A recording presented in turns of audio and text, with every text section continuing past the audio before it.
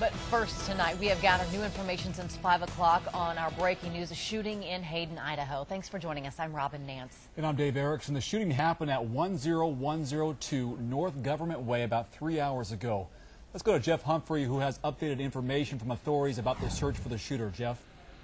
Dave, it is a very active manhunt here in Kootenai County right now. About 20 minutes ago, a pair of sheriff's SUVs fully loaded with SWAT team members streaked north here on Government Way here in Hayden. We're told they're on their way to an area near the Triangle 7 Road, responding to a tip that Chad Moore might be there. He is the man suspected of committing the shooting here about 2:50 p.m. at the Lakeview Village Apartments. Arriving deputies found that a man had been shot in the back of the head. We still don't know his condition.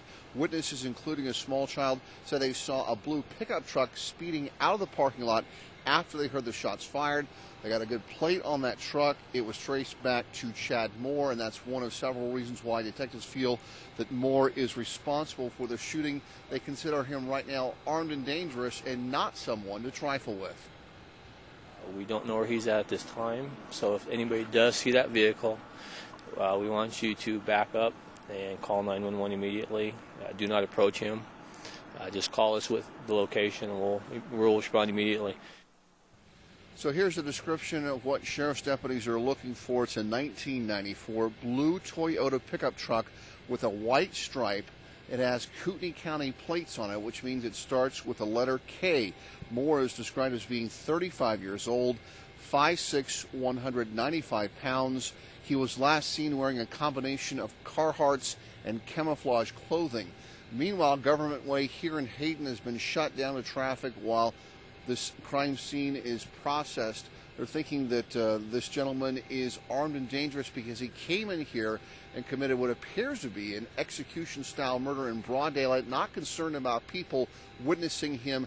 This is listed as his residence, these apartments, and so he knew that he would be recognized. It seems like he's not very concerned about the sheriff's office knowing he's done that, and that's why detectives consider him a desperate man at this time. Dave, Robin?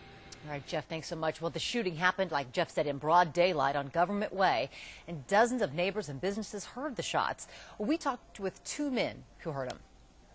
And we're just standing here BSing, and all of a sudden we heard, it sounded like 4 gunshots, just pop, pop, pop, pop, and that quick and done.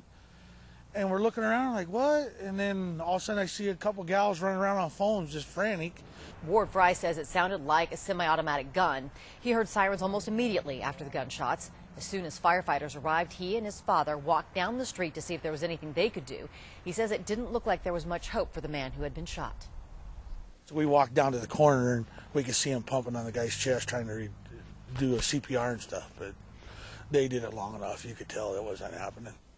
Well, the Frys have worked out of that shop for 8 years nearby and say, to their knowledge, this apartment complex has always been quiet and peaceful.